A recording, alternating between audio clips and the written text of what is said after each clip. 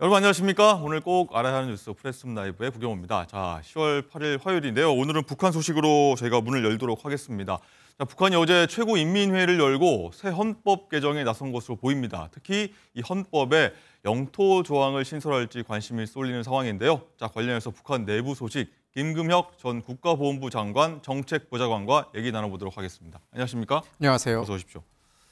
자, 말씀드린 것처럼 이제 북한이 어제 우리나라의 국회격인 이 최고인민회의를 개최한다고 했죠. 아직까지 관련해서 자세한 보도가 나오고 있지 않은데 일부 보도를 보면은 최고인민회의를 개최했고 또 통일을 삭제한다 이런 내용이 나오는 것 같은데 일단은 대폭적인 개정이 있을 것으로 예상이 되는데 네, 어떤 그렇습니다. 부분을 좀 저희가 핵심적으로 좀 보면 될까요? 사실 이번 최고인민회의에서 북한이 기존에 고수해오던 헌법에서의 통일 조항이라든가 영토 조항들을 대폭 수정할 것이라는 것은 올해 1월 김정은의 시정연설에서 이미 드러난 바가 있었죠. 예. 올해 1월에 시정연설을 우리가 좀 살펴본다면 이미 거기서 새로운 영토 조항 신설이라든가 그리고 기존에 존재했던 통일 조항을 삭제할 것을 직접 지시하기도 했습니다.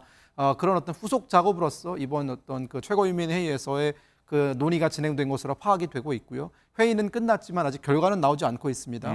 하지만 어떤 내용들이 오고 갔을 것이라는 것은 어느 정도 우리가 예측을 할 수 있고요. 특히나 영토 조항 신설과 관련해서는 지금 현재 서해 수역에서 우리가 그 북방 한계선이 존재하지 않습니까? 네. 엄연히 북방 한계선이 합법적인 어떤 영토선으로 존재를 하고 있는데 북한은 그것을 인정하지 않고 있죠. 이번에 영토 조항 신설에는 아마 북한이 일방적으로 그어 놓을 수 있는 그런 해상 경계선이라든가 해상 국경선이 등장할 것으로 보이고요. 만약 그렇게 된다면 우리의 어떤 해상 안보를 심각하게 위반할 수 있는 그런 여지가 좀 남아 있다라는 점을 말씀을 드리고 싶고요. 네. 또 중요한 것은 통일 조항 삭제입니다. 네. 남북 기본 합의서에 의해서 남과 북의 관계는 어떤 두 국가의 관계가 아니라 통일을 지향하는 특수 관계로 규정이 되어 있는데요. 아마 북한은 이번 기회에 그런 특수 관계를 모두 무시하고 국가와 국가 간의 관계 그리고 또 일반적인 국가 관계가 아니라 그런 적대적인 국가 관계로 완벽하게 명시를 해놓음으로 인해서 통일 조항은 대부분 삭제할 것으로 보이고 통일하지 말자 이런 얘기인 것 같아요. 네, 그렇습니다. 또 그와 관련해서 여러 가지 용어라든가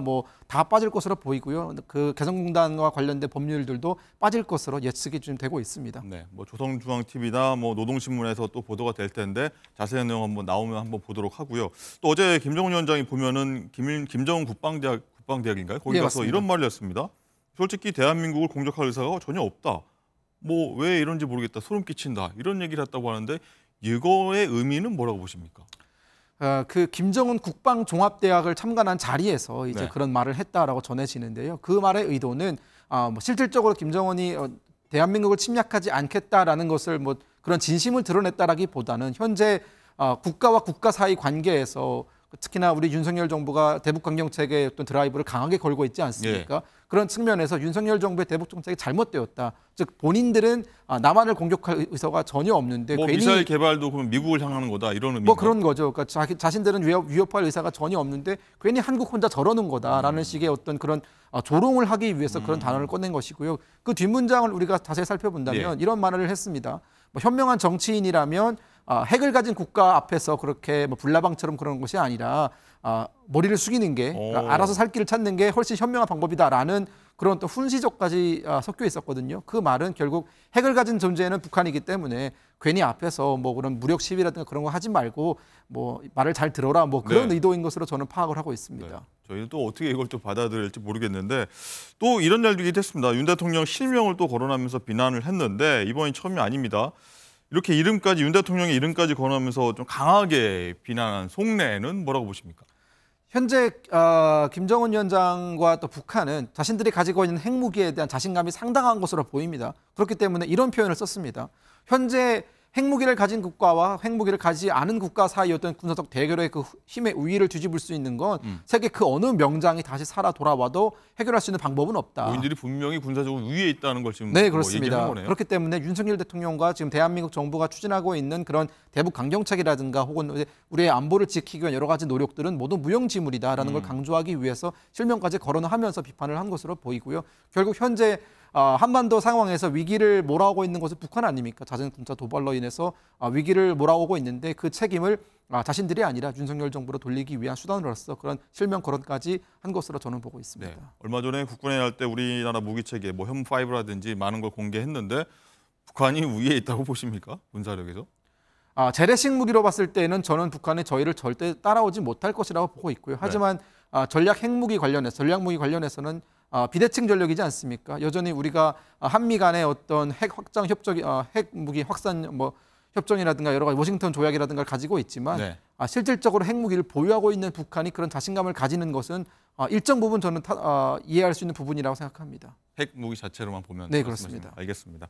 자, 그리고 어제 최고인민 당일에도 북한이 쓰레기 풍선을 남한으로 좀 보냈습니다. 무려 120개를 날려 보냈고 올해 들어서 보면은 26번째인데 자, 갈수록 북한 도발 잦아지고 있는데 자, 개헌 앞두고 긴장감을 조성하려는 그런 의도인가요?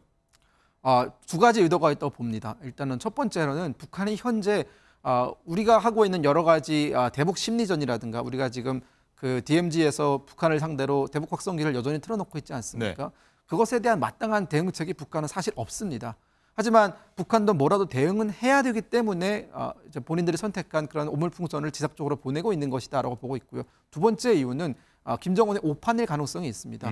보고가 잘못 들어가고 있다는 생각이 드는데요.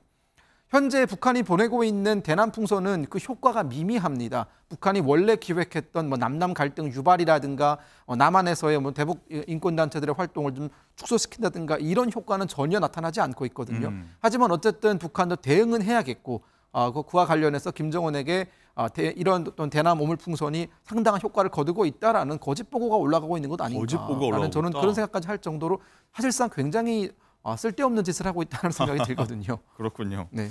자, 마지막으로 이 최근 북한 지도부가 이 고가의 명품을 착용한 모습이 노출되면서 김일성 체제부터 이어졌던 이 북한 지도부의 명품 사랑이 재조명되고 있다 이런 얘기가 나오는데 북한이 지금 이럴 땐가 싶기도 한데 명품 사랑 김일성 때부터 유명했다고요? 네, 그렇습니다. 김일성 시절의 어떤 명품은 주로 이제 벤츠 자동차를 고위급 간부들에게 제공을 하는 것으로 나타났고요. 네. 그리고 김정일 시대에는 정말 비싼 프랑스산 코냑이라든가 위스키라든가 이런 것들을 간부들과 함께 자주 연회를 베풀면서 그런 어떤 술 마시는 정치 이런 것들이 김정일 시대에는 많이 유행을 했었습니다. 예. 하지만 김정은 시대에 들어서서 북한은 그 명품의 어떤 그 수가 다양해졌고요. 예를 들어서 이번에 논란이 된 것이 최선희 외무상이 그 러시아에서 열린 그 포럼에 참석하면서 네. 착용하고 나왔던 그 안경이 디올제의 안경이거든요. 디올, 우리나라에서 많이 나왔던 디올이네요. 네, 그런 어떤 고급 안경을 착용하기도 했고 또 최선희 외무상이 주로 착용하고 있는 가방 같은 경우에도 상당한 고가의 명품입니다. 그렇군요. 예, 그런 명품들을 들고 나오는 걸 보면서 이제는 그 명품의 가짓수도 다양해졌고 또 그 제공받는 사람들도 상당히 다양해졌다는 것을 우리가 확인할 수 있는데 저희가 저번 방송에서 한번 이런 말씀을 드렸습니다. 러시아로부터 상당히 좋은 명마 수십 마리를 북한이 수입을 한 적이 있는데 그 말을 사실 김정은이 다 타는 건 아닙니다. 한두 마리 정도만 타겠죠. 그러면 나머지 말에 대해서는 김정은에게 충성을 바치고 있는 고위급 간부들에게 선물로서 전달됐을 가능성이 상당히 이 명만 있다라고 아니겠지만 김정은이 계속 타고 다녔다. 말을 계속 타고 다녔다. 네, 그런 그렇습니다. 얘기군요. 자, 근데 이 김여정 노동당 부부장이 러시아 방문 때 들었던 이 명품 가방, 또 진품 여부를 좀 가리기 위해서 유엔 안보리가 또 조사를 하는 일이 있었다고 해요. 이건 뭡니까? 만약 이것이 가품일 경우에는 크게 문제가 되지 않습니다. 하지만 이게 진품일 경우에는 대북 유엔 제재를 위반하는 일이 되기 때문에 어떤 경로를 통해서 북한으로 명품들이 수입이 됐는지 수출이 됐는지 그런 것들을 면밀히 따져봐야 되거든요. 네. 현 시점에서 북한 고위층들에게 제공될 수 있는 모든 어떤 사치품의 모든 품목은 사실상 제한되어 있습니다. 하지만 그것들이 지금 무시되고 있고 다양한 경로를 통해서 밀반입되고 있다는 것 아닙니까? 네. 그렇기 때문에 유엔 입장에서는 사실 좀 답답한 노릇이죠. 모든 것들을 틀어막는다라고 노력은 하고 있지만 실질적으로 틀어막지 못하고 있고 그런 출路를 빨리 찾아내서 북한 정권에게 압박을 가하는 것이 유엔의 목표인데 지금 그런 것들이 어떤 실효적인 가치를 느끼지 못하고 있다는 점에서 유엔도 지금 발빠르게 그 후속 조치에 나서고 있는 것으로 보입니다. 그렇군요. 진품 여부를 또 어떻게 확인하는지도 궁금하기도 한데 어쨌든 명품 생각보다는 주민 생각이 먼저 아닌가 싶기도 합니다. 자, 오늘 말씀 여기까지 듣도록 하겠습니다. 고맙습니다. 감사합니다.